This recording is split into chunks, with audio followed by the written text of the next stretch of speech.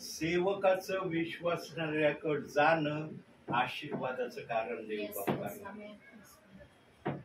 आत्म्याने सांगितल्याशिवाय कोणीही कुठं पाऊल ठेवणार नाही.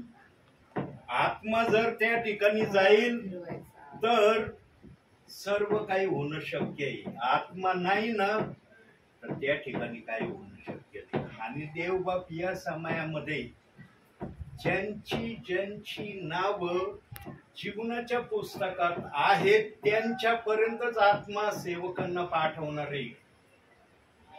कारण या जगामध्ये देवाच्या बाप्तिस्म्याच्या 2 वचनाची 2 सेवा सेवकांनी अस्तित्वात आणली आहे का नाही. आज 2 प्रकारची सेवा, पिता पुत्र आणि पवित्र आत्म्याच्या नावाची एक सेवा आणि प्रेषितांची कृत्य 2 अध्याय 38व्या वचनाची एक सेवा. 2 प्रकारची सेवा चालली ना. पण बायबलचा आत्मा वचनातून काय सांगतो ते आपण बघूया. योहान सुवर्तमान 10वा अध्याय. तुला येतं बाळा उघडतं शास्त्र? नाही. काय त्यांना 23 स्तोत्रच माहिती फक्त. 16वं वचन वाचा. हो. ह्या मेंढवाड्यातली नव्हे अशी माझी दुसरी मेंढरे आहेत, तीही मला आणली पाहिजेत. ती माझी वाणी ऐकतील, मग एक कळप एक मेंढपाळ असे होतील. देव बाप्पाला ही प्रक्रिया या भूतलावर करायची आहे. आणि या प्रक्रियेसाठी देव बाप्पाने जरी बाप्तिस्म्याचे 2 वचन ठेवले बायबल मध्ये, पण त्याला एक कळप आणि एक मेंढपाळाची सेवा या पृथ्वीवरून हवी आहे. आणि ही एक कल्पाची सेवा व्हावी म्हणून या दासाला प्रभू ज्या ठिकाणी प्रभूने त्याची मेंढर जीवनाच्या पुस्तकात नाव लिहून दर्ज केली त्यांच्यापर्यंत या दासाला पाडू. आता सांगा, या एरियामध्ये तुमचाच एक परिवार आहे का? ही अख्खा एरिया प्रभूचा आहे ना. याला का हा दास अख्ख्या परिवारात कुठं आलाय? या ठिकाणी आला. कारण देवाचा आत्मा या ठिकाणी आला म्हणून या ठिकाणी. प्रियांनो, जो आत्मा जो विश्वासणारा देवाचा आगत स्वागत करील ना त्याला देव बाप्पाने एक अभिवचन दिलंय. काय अभिवचन दिलंय? कितवा अध्याय काढाया? 10वा अध्याय काढाय ना. 14वा अध्याय काढा ना. 18वं वचन वाचा आता. हे देवाचं अभिवचन आहे त्या विश्वासणाऱ्यासाठी. 14वा अध्याय 18वं वचन. मी तुम्हाला अनाथ असे सोडणार नाही, मी तुम्हाकडे येईन. आमेन. हालेलुया. आलाय का नाही प्रभू आत्म्याने तुम्हाकडे? सेवकाला पाठवलंय का नाही? Thank you Jesus. देवाचा शब्द खरा आहे का खोटा आहे? 100%. आणि त्यांनी वायदा केलाय, जो माझ्याकडे येतो त्याला मी अनाथ सोडणार. आज तुम्ही काय प्रॉब्लेम मध्ये, मला जरी माहिती नाही, देवाला तर माहिती ना. का देवापासून लपलंय? का देवाला तुम्ही सांगितल्यावर कळणार आहे तुम्ही काय प्रॉब्लेम मध्ये? प्रियांनो, देव बाप्पाला त्या विश्वासणाऱ्याची दया येते जो विश्वासणारा प्रभूच्या चरणासमोर दिवसातून एकदा तरी येतो. कुणी जरी पाहिलं नाही पण देवाचा आत्मा पाहतो. अरे माझा विश्वासणारा माझ्याकडे 24 तासात एकदा का महिना येतो. म्हणून येशूने आपल्या सुवार्तेचं वाक्य काय बोलला? मी तुम्हाला अनाथ असे सोडणार नाही, मी तुम्हाकडे येईन. इथं बोलला. परंतु येशू ख्रिस्ताचं सुवार्तेचं वाक्य काय आहे? मी धार्मिकाला तारावयास आलेलो नाही, मी पाप्यांना तारावयास आलो आहे. आणि ते पापी आम्ही आहोत. आम्हाला तारायला तो आलाय. म्हणून देवबाप धार्मिकाकडे जात नाही. आणि मग दुसऱ्या प्रमाणात तो बोलला, वैद्याची गरज आजाराला आहे. बरोबर. जे निरोगी त्यांना गरज आहे का वैद्याची? आम्ही पापाने बरबटलेले होतो म्हणून प्रभू आमच्यासाठी आम्हाला शुद्ध करण्यासाठी आला. तो धार्मिकाकडे जात नाही. जो प्रभूच्या चरणासमोर 24 तासात एकदा का होईना नम्रतेने बसतो, बायबल वाचतो, प्रार्थना करतो, देव बाप त्याची आठवण केल्याशिवाय राहणार नाही.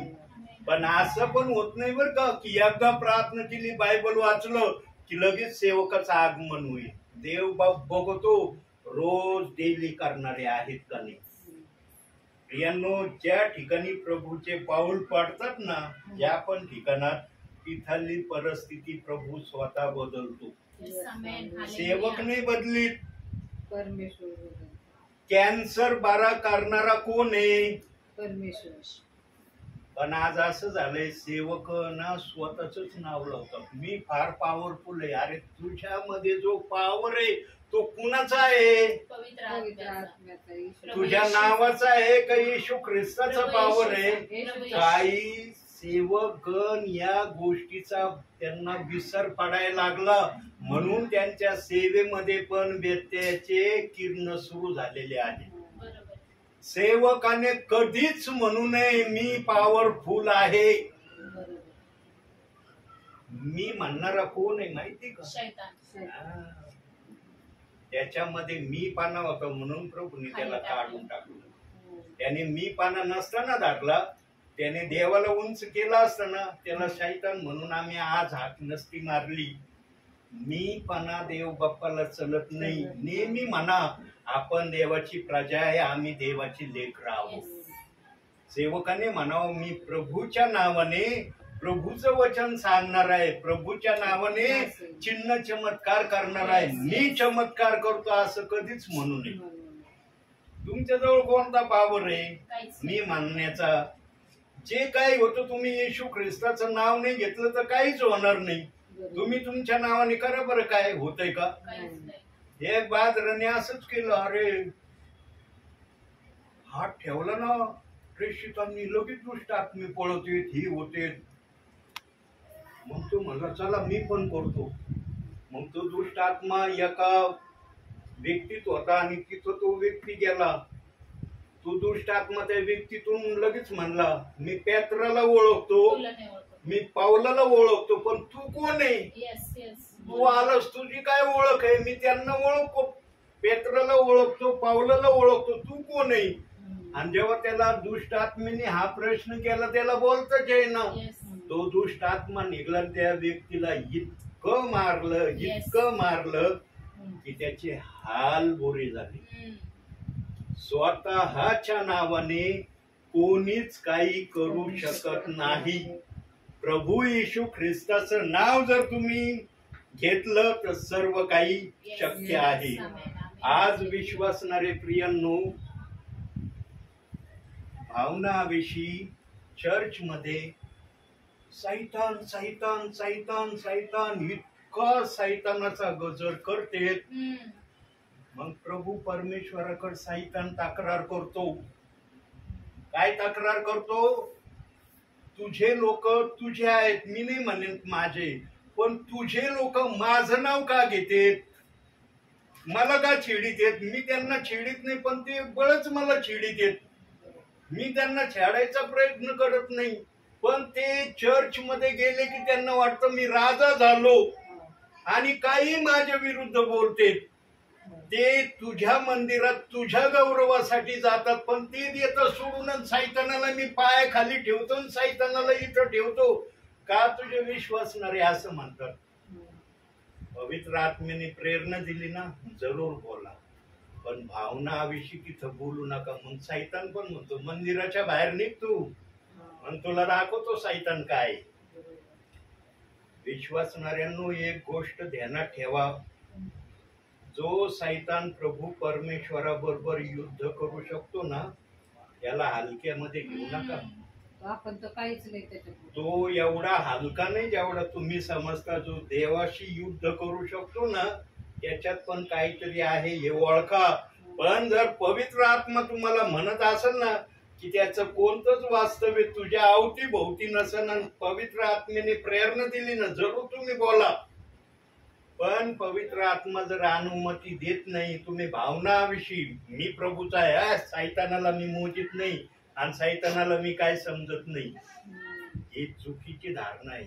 आज अनेक परिवार प्रॉब्लेम मध्ये काय चालले? कारण जाणून बुजून सैतानाला चिडू नका. बरोबर. सैतान जर तुमच्या नादी लागत नाही तर तुम्ही कशाबद्दल त्याच्या नादी लागता? हा. देवाच्या आत्मेने जर प्रेरणा दिली जरूर करा ना तुम्ही. देवाच्या आत्मेने मान्यता दिली ना, याला पायाखाली ठेव, माझ्या आत्म्याच्या प्रेरणेने जरूर ठेवा. तिथं घाबरू नका. बरोबर. तिथं देव तुमचं संरक्षण करायला उभं राहील. पण देवाचा आत्मा स्तुती करण्याची प्रेरणा देतो. तुम्ही स्तुती दिली सोडून आणि लागले सैतानाचं धुणं धुवायला, बरोबर. कसं वाटन देवाला? देव म्हणजे मी माझ्या मंदिरात माझे गौरव करण्यासाठी तुला आणलंय, तू कोणाचं धुणं धुत बसलास? पवित्र आत्मा कधी कोणाचं धुणं धुत नाही. नाहीच. पवित्र आत्म्याजवळ या गोष्टीसाठी वेळच नाहीये. पवित्र आत्मा आपलं गौरव आपल्या विश्वासणाऱ्यामधून सेवकामधून प्रगट करणारा आहे. म्हणून तो स्वर्ग सोडतो, चर्च मध्ये घरामध्ये सेवकांच्या द्वारे उपस्थित राहतो. Yes, amen. आमेन. या ठिकाणी पवित्र आत्म्याची उपस्थिती म्हणून या दासाचं येणं झालं. Yes, amen. बसलात ना Hallelujah. तुम्ही इथं प्रार्थनेला? Thank you, Jesus.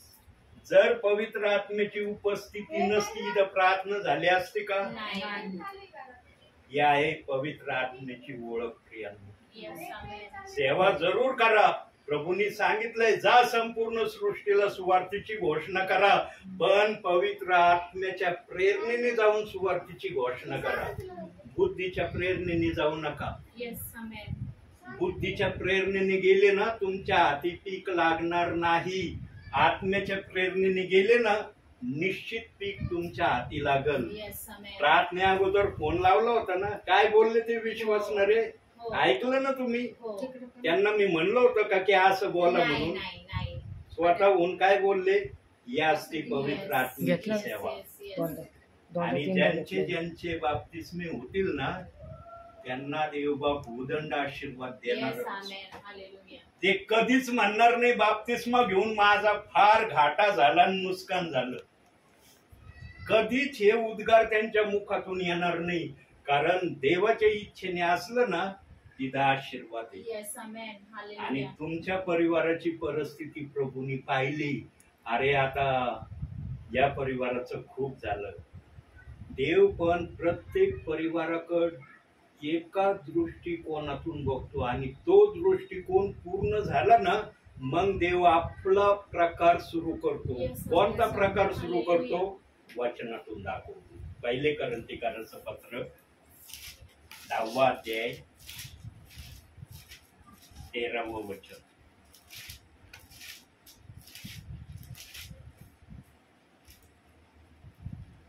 मनुष्याला सहन करता येत नाही अशी परीक्षा तुम्हावर गुदरली नाही, आणि देव विश्वसनीय आहे, तो तुमची परीक्षा तुमच्या शक्ती पलीकडे होऊ देणार नाही, तर परीक्षेबरोबर त्याच्यातून निभावण्याचा उपायही करेल, ह्यासाठी की तुम्ही ती सहन कराव्यास समर्थ व्हावे. आमेन. देवाला या गोष्टीची आठवण झाली तुमची आता. येस येस आमेन. हालेलुया. कोठवर या परिवाराला मी परीक्षेमध्ये ठेवू? Yes yes. कोठवर या परिवाराचा आत्मा माझ्या नावाने तडपत राहीन आपल्या शरीरामध्ये?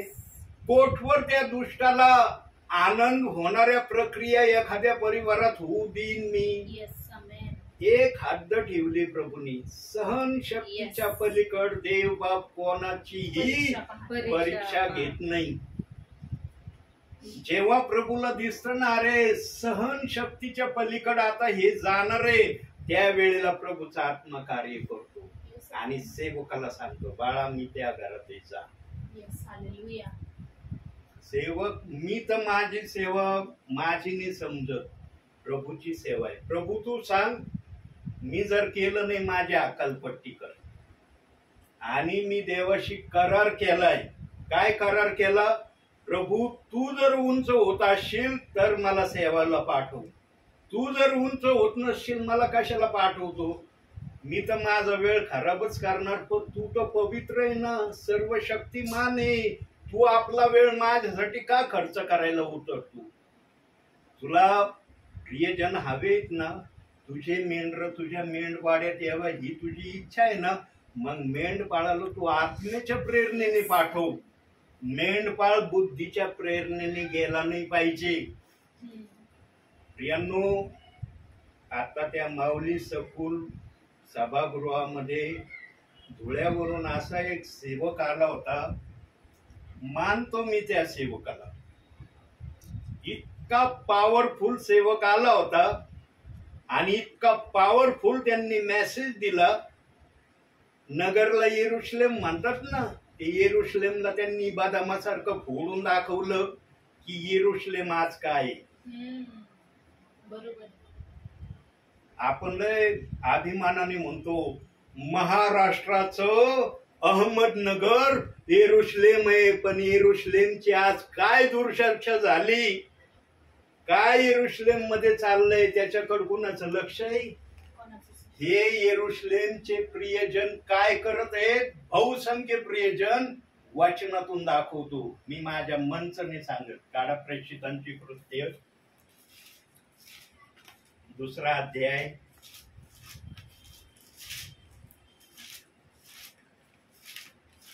38वे वचन. 2रा अध्याय 38वे वचन वाचा. हो. पेत्राने त्याला म्हणाला, पश्चाताप करा. हा, पुढे वाचलं? वाचताय ना. पेत्राने त्याला म्हणाला, पश्चाताप करा आणि तुमच्या पापाची क्षमा व्हावी म्हणून तुम्ही प्रत्येक जण येशू ख्रिस्ताच्या नावाने बाप्तिस्मा घ्या, म्हणजे तुम्हाला पवित्र आत्म्याचे दान प्राप्त होईल. बघा, हे अभिवचन आहे प्रभूचं.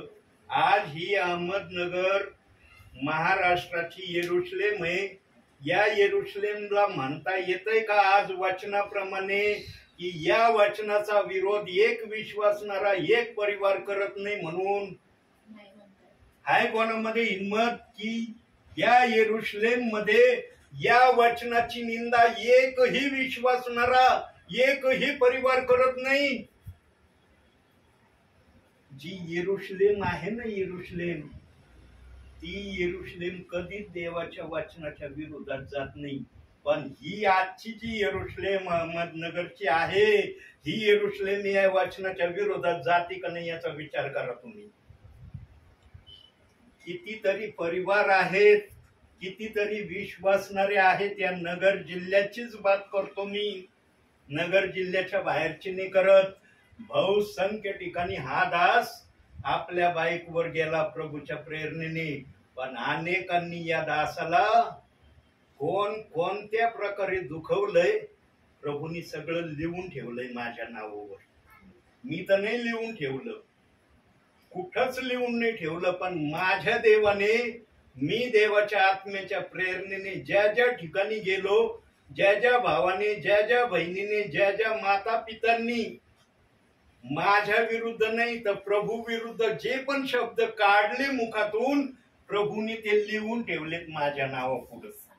आणि ज्यांनी या प्रक्रिया केल्या त्यांची पण नाव प्रभूंनी जीवनाच्या पुस्तकात लिहिले की माझ्या वचनाला दोष देणारे ये, सेवकाला दोष देणारे नाही.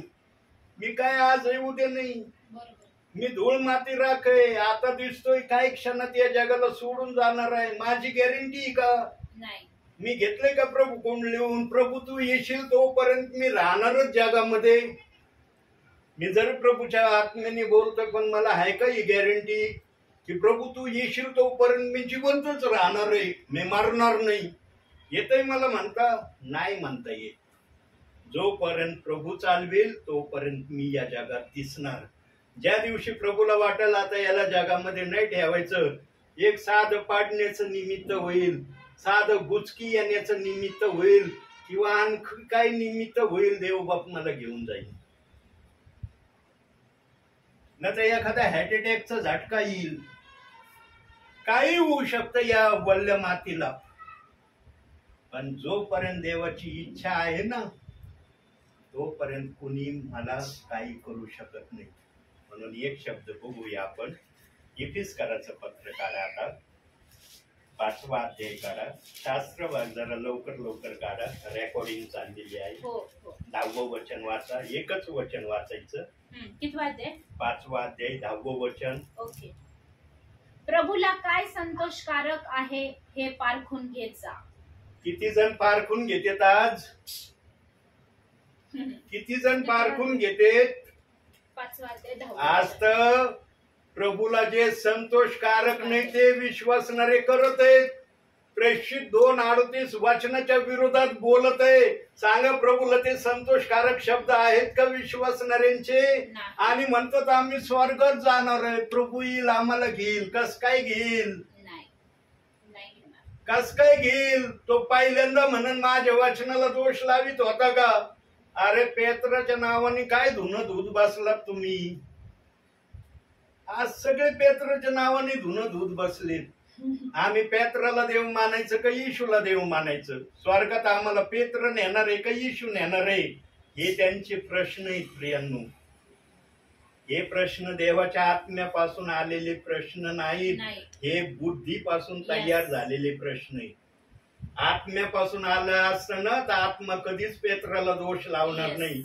पेंटिकॉस्टच्या दिवशी आत्म्याने उभं केलं असतं का पेत्राला? नाही. आणि 3,000 लोक प्रभूच्या राज्यात आले असते का?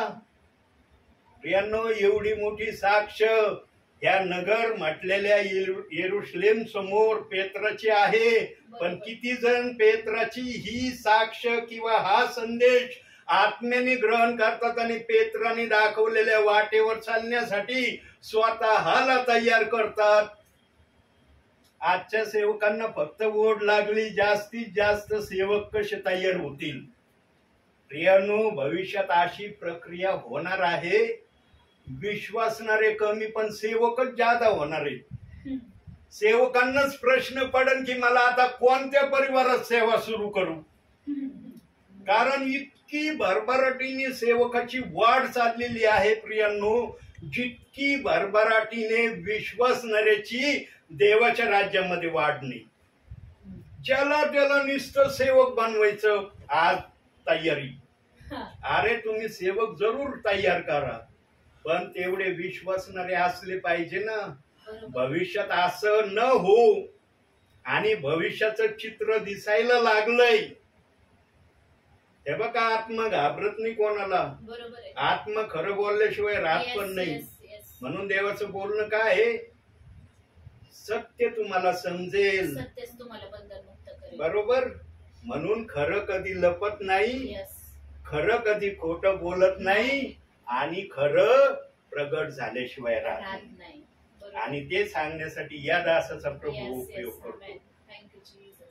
प्रियांनो, इतकी कष्टाची सेवा प्रभूच्या नावाने मी करतोय ना, फक्त प्रभू जाणतो माझे कष्ट.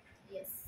हे बघा, ज्यांनी काय केलंय ना त्याला जरूर प्रभू देणार आहे. Yes, yes. प्रभूच्या दरबारात कधीच अन्याय होणार नाही. कधीच नाही. सगळ्या दरबारात अन्याय होईल मी मान्य करतो, Yes. पण प्रभूच्या दरबारात अन्याय होणार नाही. Yes.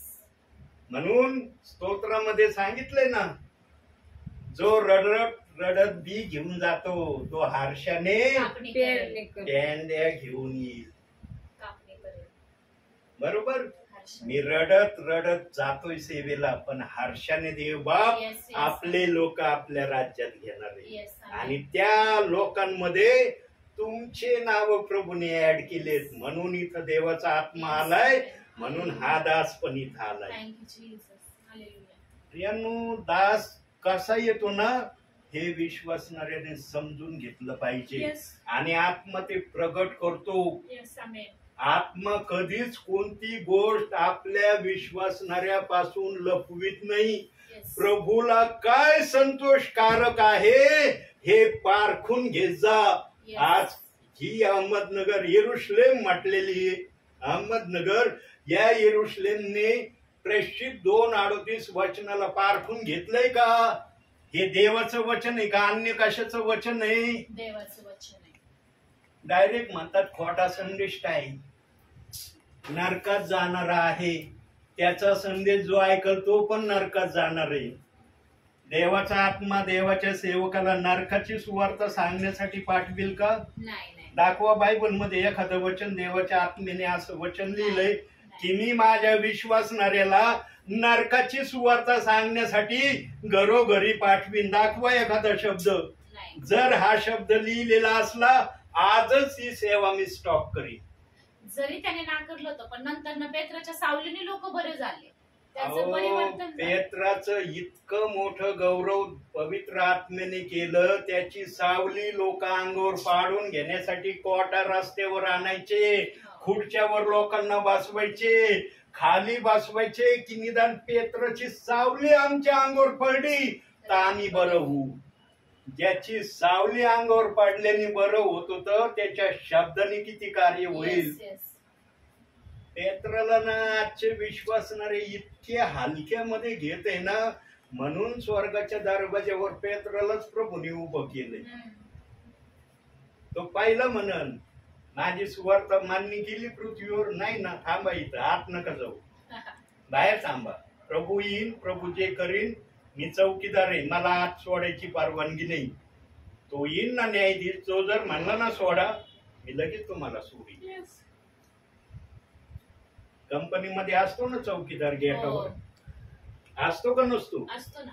त्याचा नियम आपल्याला माहिती आहे ना. हो. मी 1-2 संदेशात त्या चौकीदाराचं सांगितलं, हो. आज एक्सप्लेन नाही करणार. त्या चौकीदाराचं काय काम असतं तुम्हाला चांगल्या प्रकारे माहिती आहे. स्वर्गाच्या दरवाज्यावर पेत्राचं तेच काम. Yes. त्याचं ज्यांनी ऐकलं त्यालाच देवाचा आत्मा म्हणून एंट्री कर. ज्यांनी ऐकलं नाही, पेत्र देव आहे का येशू देव आहे आम्हाला सांगा ब्रदर पाळक साहेब. जर पेत्र देव असलं तर आम्ही ऐकायला तयार आहे, आणि येशू देव नसलं तर मग आम्ही तुमचं नाही ऐकायला तयार. असं बोलतात तुम्हाला.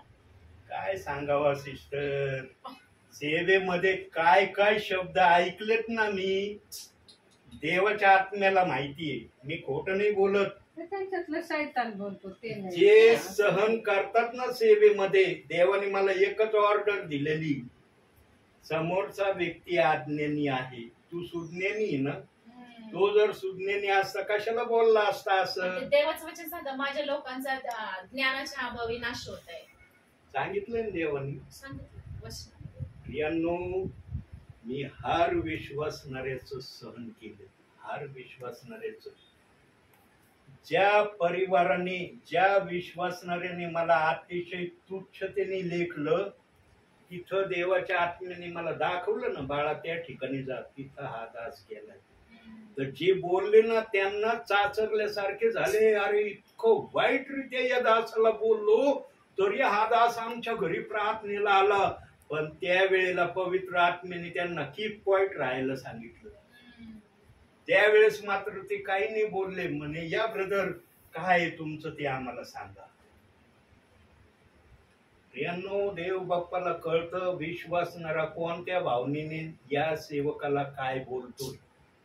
कोणाला जरी कळत नसलं ना, देवाला मात्र कळतं. आणि ज्यांच्या विषयी देवाच्या मनामध्ये करुणा दया आहे त्याच ठिकाणी या दासाला प्रभूने परत रिपिटेशन मध्ये पाठवलं. आणि मी जायला म्हटलं नाही, प्रभू काय त्यांनी माझा अपमान केला, मला घराच्या बाहेर निघून जा शब्द बोलले तरी तू मला म्हणतो जा त्या ठिकाणी, मला हाय का नाही काही. म्हणून पाऊलाने इतक्या खालच्या पातळीला गेला प्रभूसाठी. पाऊलासारखं दुःख अख्ख्या बायबल मध्ये कोणत्याच सेवकाने सहन नाही केलं. आमच्या प्रभू येशू ख्रिस्तानी एकदा फटके खाल्ले 39, पाऊलाने 5 वेळेस 39 फटके खाल्ले त्याच्या संकटाच्या समयात. तो सांगतो म्हणून तो म्हटलं ना, मला जगणं ख्रिस्तान मरण लाभ आहे. यांनो, पाऊलासारखं जो शाऊल होता त्याच्यासारखं दुःख अख्ख्या बायबल मध्ये कोणीच सहन केलेलं नाही.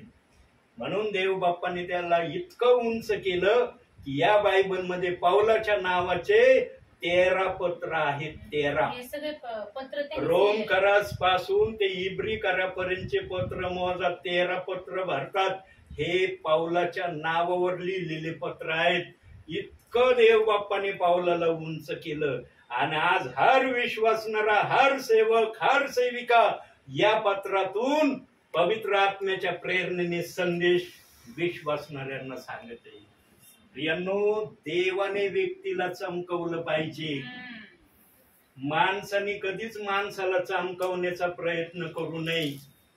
देवाने जर चमकवण्याचं ठरवलं ना तर देवाच्या रस्त्यामध्ये बाधा येत नाही. पण माणसाने चमकवण्याचा प्रयत्न केला ना त्याच्यामध्ये बाधा आल्याशिवाय राहणार नाही. बरोबर. नेहमी देवाच्या हातून चमकण्यासाठी तयार राहा आणि त्याच्यासाठी जितकं खाली जाता येईल प्रभूच्या नावाने तितकं खाली जाण्याचा प्रयत्न करा. पण प्रभूसाठी जा, प्रभूसाठी जा, बाकी गोष्टीसाठी खाली जाऊ नका. प्रभूला खिन्न करण्यासाठी खालची पातळीपर्यंत जाऊ नका. प्रभूला आपल्या जीवनात ताऱ्यासाठी घेण्यासाठी जितकं खाली जाता येईल तितकं खाली जा. विचार करू नका मी किती खाली गेलोय. हा दास 100मध्ये 2% का व्हायना गेला प्रभूसाठी खाली. मी फार बाडाई नाही मारत, माझी 2% धरतो मी. 2% का व्हायना माझ्या प्रभूंनी पाहिलं, अरे माझा दास माझ्यासाठी खाली गेला म्हणून देवाने माझी सेवा वाढवली. Yes, yes, amen. ऐकलं ना ते विश्वासणारे काय फोनवर बोलले. किती महिन्यापासून आम्ही ब्रदरांच्या माग लागलो. मी त्यांना पहिल्या वेळेस गेलो लगेच बाप्तिस्मा घ्या नाही सांगितलं. कारण मूल जन्मल्याबरोबर चालायला नाही लागत, त्याला वेळ लागतो चालायला. पण मूल चालल्याशिवाय राहत नाही, ते वाट बघितली पाहिजे. इतकी वचन सेवा त्यांना सांगितली, तेच तोंडाने म्हणायला लागले, ब्रदर आम्हाला बाप्तिस्मा घ्यायचंय. म्हणलं बाप्तिस्मा नाही देता येणार. कोणत्याही सबबीवर बाप्तिस्मा तुमचा देता येणार नाही. मग ती म्हणले काय हरकत आहे, आम्ही रेडी झालो, आम्हाला वचन समजलंय, आम्ही प्रभूचा स्वीकार करतो, आम्ही पश्चाताप करायला तयार आहे, सगळ्या गोष्टी आमच्यामध्ये आम्ही आणायला तयार आहे, तुम्ही फक्त करायला तयार नाही.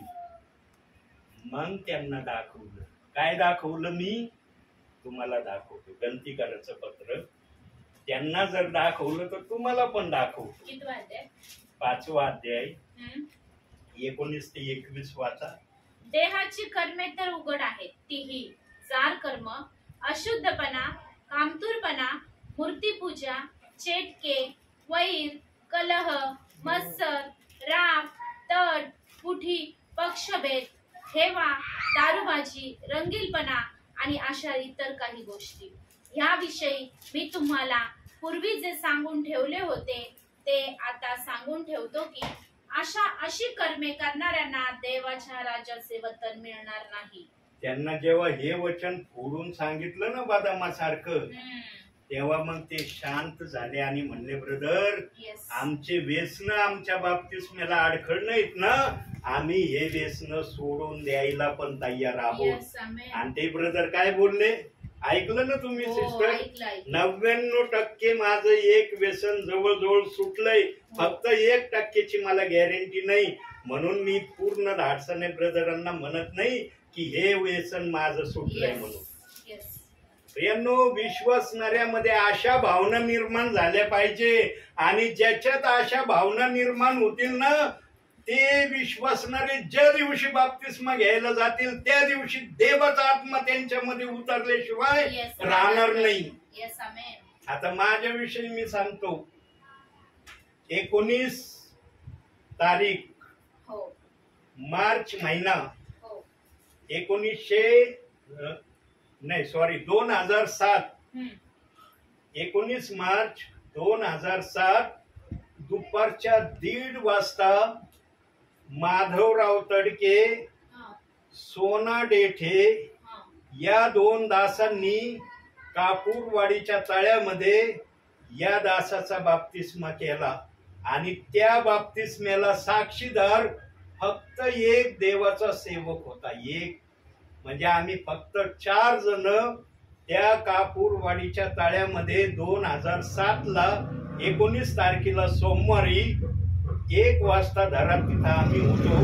1:30 वाजता माझा पाण्यामध्ये मला डुबवण्यात आलं. आणि जसा पाण्यात डुबलो मी, वर निघालो. वर निघल्यावर असं पाहिलं मी, आकाशात काहीतरी पाहिलं. काय पाहिलं आकाशात ते आजही मला आठवत नाही. मी प्रभूला विचारलं, पण मी ते लिहून पण ठेवलंय. त्याची मी आज माझ्या बॅग मधून ती कॉपी काढीन आणि व्हॉट्सअपवर सर्व ग्रुपला मी ते टाकणार आहे. ग्रुपला टाकणार आहे, विश्वासणाऱ्यांना टाकणार आहे. आणि मला एक स्वप्न पण पडलंय, त्या स्वप्नाचं सांगणार आहे मी. आणि मला आकाशात काय दिसलं ते मी प्रभूला विचारलं, पण प्रभूनी मला एकच उत्तर दिलं. काय उत्तर दिलं प्रभूनी?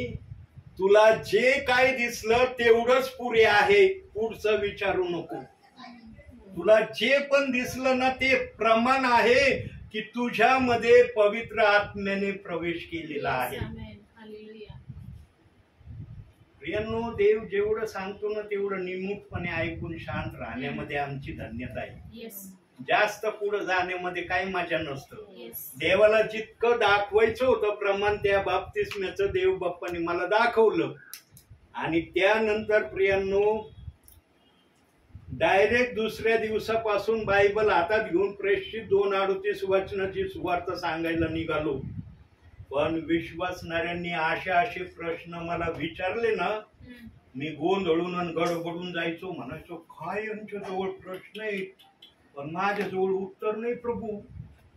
मग मी तयारी करायला सुरुवात केली.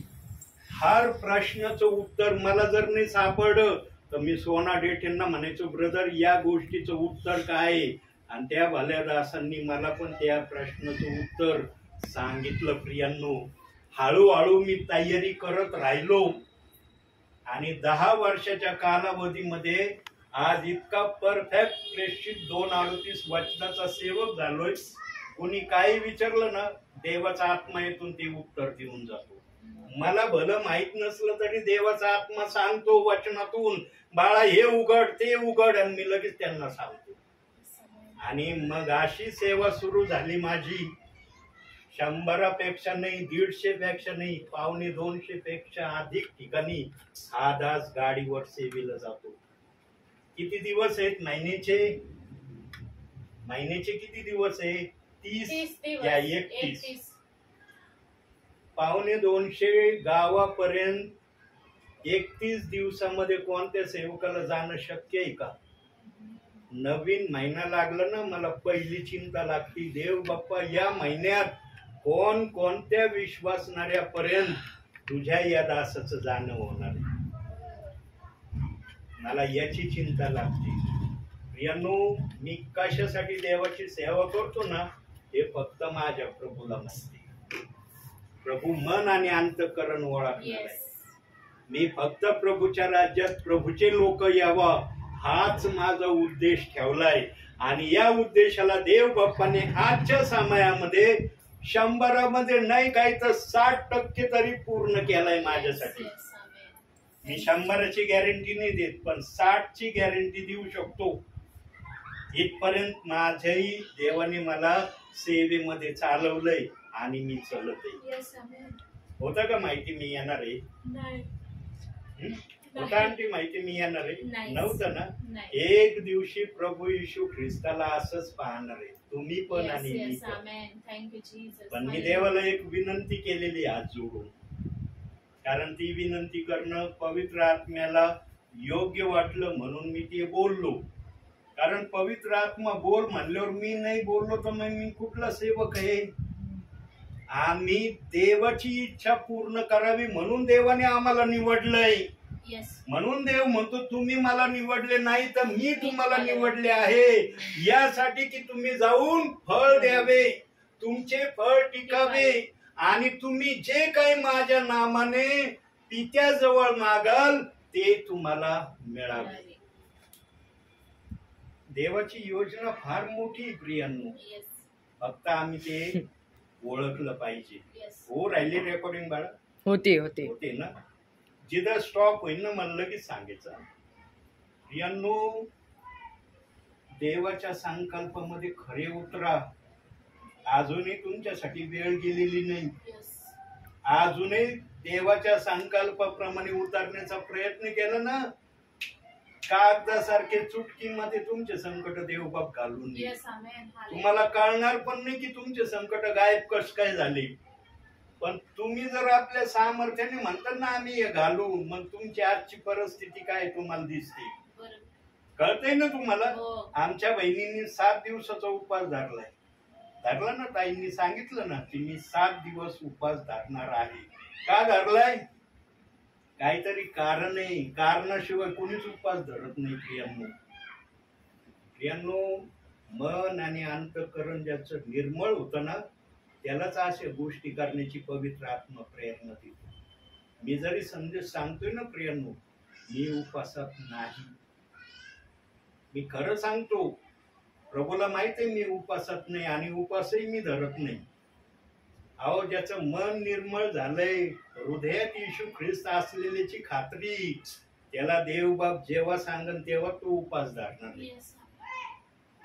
आत्म्याच्या प्रेरणेने धरलेल्या उपासाचं उत्तर मिळाल्याशिवाय राहत नाही. पण बुद्धीने धरलेल्या उपासाचे उत्तर मिळेल याची गॅरंटी नसती. म्हणून तुम्ही उपासही धरताना तो आत्म्याच्या प्रेरणेने धरलाय का बुद्धीच्या प्रेरणेने धरलाय याची प्रथम तपासणी करा आणि मग उपासामध्ये जा. आत्म्याच्या प्रेरणेने उपास असला ना, तो व्यक्ती आत्म्याच्या प्रेरणेने 3 वेळेस बायबल वाचून प्रार्थना करतो म्हणजे करतोच. का 3च वेळेस करतो? उत्तर बघू बायबल मधून. दानिएलचं पुस्तक 6वा अध्याय 10वं वचन. इकडे इकडे इकडे इकडे उलटा. कोणतं आलं? एक मिनिट.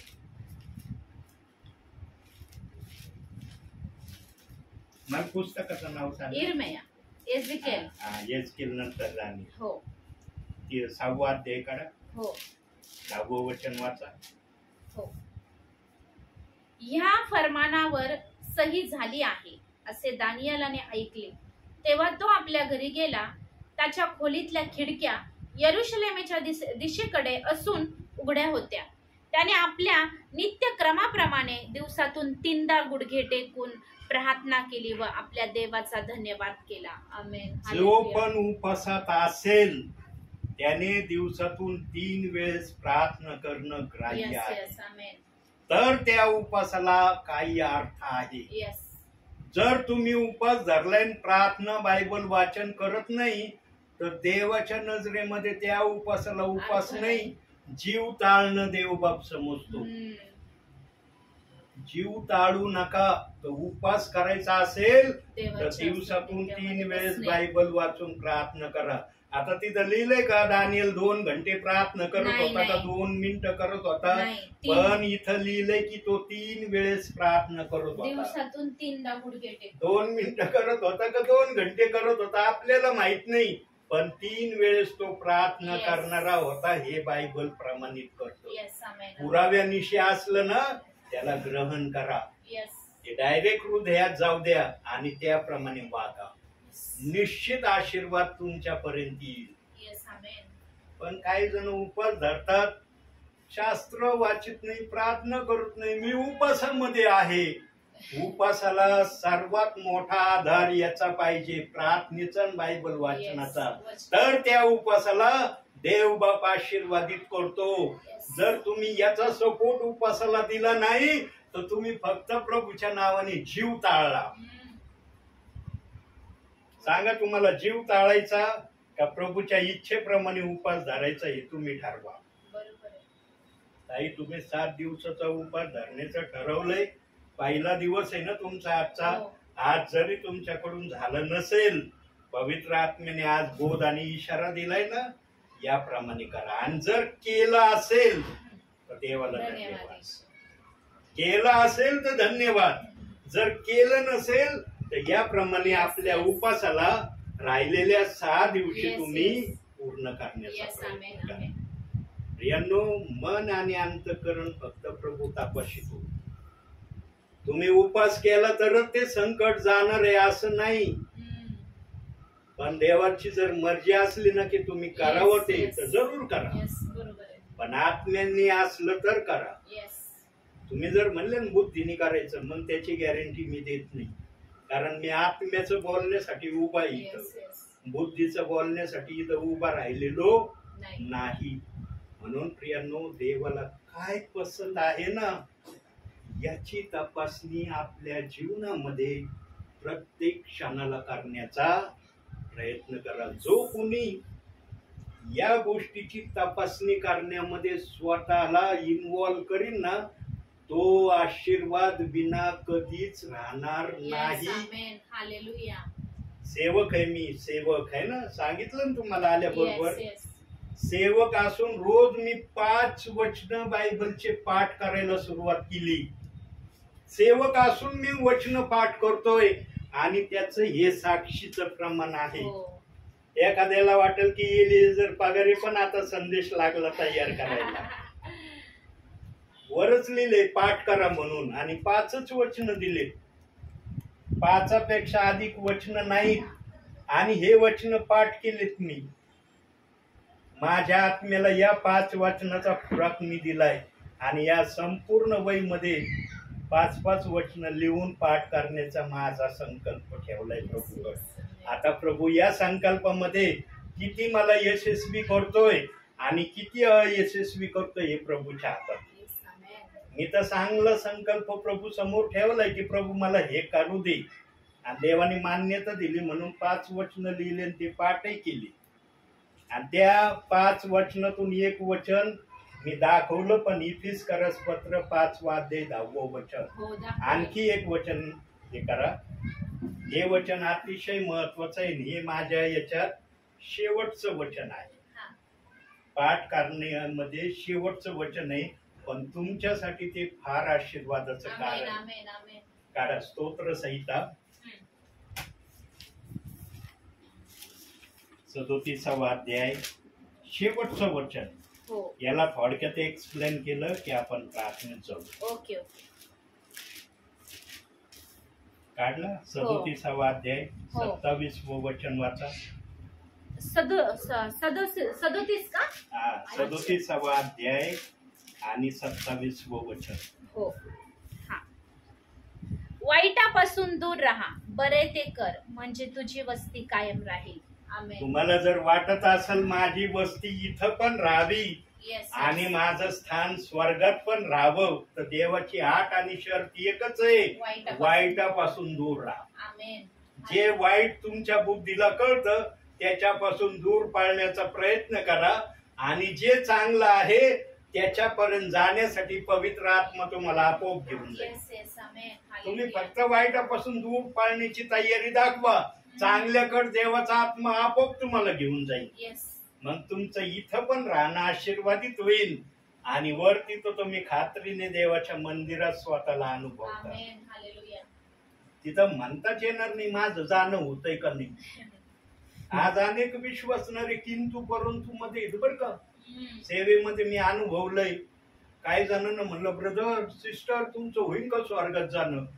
होईल कदाचित, कारण विश्वास ठेवला म्हणून होईल माझं. म्हणजे गॅरंटीने बोलता येत नाही की माझं जाणं होणार आहे. खात्री तेव्हा येते जेव्हा पवित्र आत्मा बोलण्यासाठी प्रेरणा देतो. जोपर्यंत पवित्र आत्मा प्रेरणा देत नाही ना मग बुद्धी फक्त शंकेचं उत्तर देते. विश्वास ठेवला होईल जाणं माझं. विश्वास ठेवल्या असताना स्वर्गात जाणं जर झालं होणार असतं ना देवाला हे पवित्र शास्त्र द्यायची गरजच पडली नसती. देव म्हणला असता विश्वास ठेवल्याने डायरेक्ट हे स्वर्गात जाणार आहे, कशाला पवित्र शास्त्र देऊ. त्याने आश्वासनाचा शब्द ठेवलाय. मार्थाला तो म्हणला, हो. काय म्हणला, विश्वास ठेवशील तर देवाचं गौरव पाहशील म्हणलं ना. Yes. पुढे म्हणला योहान 11वा अध्याय 40व्या वचनात प्रभू बोललाय मार्थाला. पण जर तसा शब्दशः जर असतं सगळं तर मग प्रभूला हे बायबल द्यायची गरज काय होती. काहीच नाही. यांनो बायबलच्या वाचनाला ना प्रभूने हर ठिकाणी आपली इच्छा प्रगट करण्यासाठी ती ठेवलंय. बरोबर आहे. पण विश्वासणाऱ्याला एक भेटलं ना, अरे वचन सांगतोय विश्वास ठेवशील तर देवाचं गौरव पाशील म्हणजे मी कायम स्वर्गात जाणार नाही. हा भ्रम आहे त्यांचा. तुम्ही स्वर्गात जरूर जाणार आहे. वाचन करा बायबल, प्रार्थना करा, देवाच्या आज्ञा पालन करा. बरोबर. तुमचं स्वर्गात जर जाणं नाही झालं तर तुमच्या आत्म्याला देवाला बोलण्याची संधी राहील. पृथ्वीवर तर या 3 गोष्टी मी केल्या. बायबल वाचलं, प्रार्थना केली, आज्ञा पालन करण्याचा प्रयत्न करत होतो. हे करूनही मला तू स्वर्गात घेतलं नाही. प्रभू मी काय करायला पाहिजे होतं आणखी सांग. पण देवाचा आत्मा कधीच असा अन्याय कोणावर करत नाही. करणार नाही. म्हणून त्याचे विश्वासणारे देवाच्या वचनाप्रमाणे चालणारे बनावे. म्हणून या दासाला प्रभू म्हणतो, बाळा मी ज्या घरात जा म्हणन त्याच घरात जायचं. जिथं मी म्हणत नाही ना जाऊ नको तिथं एंट्री करू नको. आहे ना सगळा ख्रिस्ती एरिया हा. एक परिवार आहे का बिना ख्रिस्तीचं या ठिकाणी? पण देव कुठून उतरून आलाय? म्हणून तुम्ही फार आशीर्वादित. या आशीर्वादामध्ये राहा. या आशीर्वादाला आपल्यापासून गमवू नका. आणि जे काही तुमचा आत्मा तुमची बुद्धी तुम्हाला सांगन ना प्रभूच्या आत्म्याच्या प्रेरणेने, अरे हे माझ्यामध्ये वाईट आहे, त्याला आपल्या शरीरातून दूर काढण्याचा प्रयत्न करा. त्याला आपल्या जवळ ठेवू नका, कारण तो प्रकार तुमच्या आत्मिक जीवनासाठी घातक बनन भविष्यामध्ये. त्या घातक गोष्टीपासून देवबाप आज सेवकाच्या द्वारे तुम्हाला कळवित आहे. आणि धन्य तुम्ही आहात की तुम्हाला देवबाप सांगण्यासाठी या ठिकाणी आला. म्हणून तुमची किंमत ना देवाच्या नजरेमध्ये काय आहे ना त्याचं मोल मी पण माझ्या शब्दांनी प्रकट करू शकत नाही. पण एवढं निश्चित सांगू शकतो की तुमचं मोल देवाच्या नजरेमध्ये अतिश्रेष्ठ आहे. म्हणून देवाचा आत्मा या ठिकाणी उतरून आलाय. त्याची उपस्थिती महत्वाची आहे तर सेवा होईल. त्याची उपस्थिती नाही ना सेवा नाही होऊ शकत. तुम्ही जर म्हणले ना मी बुद्धीने लय करू शकतो, देवाचा आत्मा म्हणून तुझी बुद्धी किती कार्य करणारी मला तरी कळू दे. आत्म्याची बरोबरी बुद्धी करील का? पण असा प्रयत्न चाललाय आज. असा प्रयत्न चाललाय आज. म्हणून ज्यांना आत्मा पाहिजे, म्हणून युएल संदेश त्याला सांगितलं होतं, शेवटल्या काळी मी माझ्या आत्म्याचा वर्षाव आपल्या लोकांवर करील. त्याच्यामध्ये तुम्ही पण सामील हो ना. करा ना विनंती, देव बाप्पा मला पण पवित्र आत्म्याच्या सामर्थ्याने भर. जे काही करायला सांगशील ते मी करायचा प्रयत्न करील. पवित्र आत्मा आल्याशिवाय राहणार नाही. पण जर तुम्ही देवासाठी योग्य बनायला तयार नसताल आणि रात्रंदिवस प्रभूकडे प्रार्थना करत असताल, देव म्हणशील तुझ्यातलं ते काढ अगोदर, मग मी येतो तुझ्यामध्ये. मंदिर स्वच्छ असलं ना तर देव यायला क्षणभराचा वेळ लागणार नाही. पण मंदिरात जर घाण असली तर कसा येईन देवाचा आत्मा? आज अनेकांचे मंदिर घाण आहेत आणि म्हणतात या माझ्यामध्ये, कसा येईल देवाचा आत्मा? मंदिर स्वच्छ पाहिजे. तुम्ही गरीब असा श्रीमंत असा कसे असा देवाला फरक नाही पडत. तुमचं हृदय किती श्रीमंत आहे किती शुद्ध आहे याच्याकडे देव बाप पाहतो. म्हणून पहिले शमूएल 16:7 मध्ये काय सांगितलंय? मनुष्याच्या पाहण्यासारखे प्रभू परमेश्वराचे पाहणे नाही. मनुष्य बाह्य देह पाहतो पण परमेश्वर हृदय पाहतो. दिलंय तिथं वचन. प्रियांनो, देवाने हर गोष्टीचा पुरावा आपल्या पवित्र शास्त्रात प्रगट केलाय. पण तो विचार ती गोष्ट प्रगट करण्यासाठी तुमच्या बरोबर पवित्र आत्मा असणं गरजेचं आहे, तर ते शक्य होईल. तुमच्या जवळ पवित्र आत्म्याचं सामर्थ्य नाही, पवित्र आत्म्याची सहभागिता नाही, तुम्ही काही करू शकत नाही. आणि देव ते होऊ पण देणार नाही. देव बुद्धीची सेवा जर आशीर्वादित करणारा असता तर देवाला आत्म्याच्या प्रेरणेने आम्हाला चालवण्याची काय गरज होती का? हे समजून घेण्याच्या गोष्टी प्रियांनो. आज समजून नाही घेऊ राहिले आपले ख्रिस्ती मानवणारे आणि म्हणतात येरुशलेम आहे महाराष्ट्राची अहमदनगर. बघा येरुशलेम कशी आहे. येरुशलेमनी जर चांगलं बनायचा प्रयत्न केला ना तर देव बाप चांगलं केल्याशिवाय पण राहणार नाही. पण ठरवलं पाहिजे. या येरुशलेमातलेच विश्वासणारे देवाचे सेवक प्रेषितांची कृत्य 2 अध्याय 38 वचनाच्या विरोधात काही बोलतात आणि म्हणतात आमची अहमदनगर येरुशलेम आहे. अशा येरुशलेमला देव बाप आशीर्वाद देईन का? जी वचनाला दोष लावणारी आहे. म्हणून मला तो धुळेवरून आलेला देवाचा सेवक आहे ना, मी तो देवाकडे अपेक्षा करतो की भविष्यामध्ये एकदा तरी त्या देवाच्या दासाची माझी गाठ भेट व्हावी. होईल का नाही प्रभूला माहिती. पण असं वचन त्या दासांनी सांगितलं प्रियांनो. एक एक शब्द असा होता त्यांचा एक एक शब्दाने हृदयाला तो आरपार छेदून पार जात होता.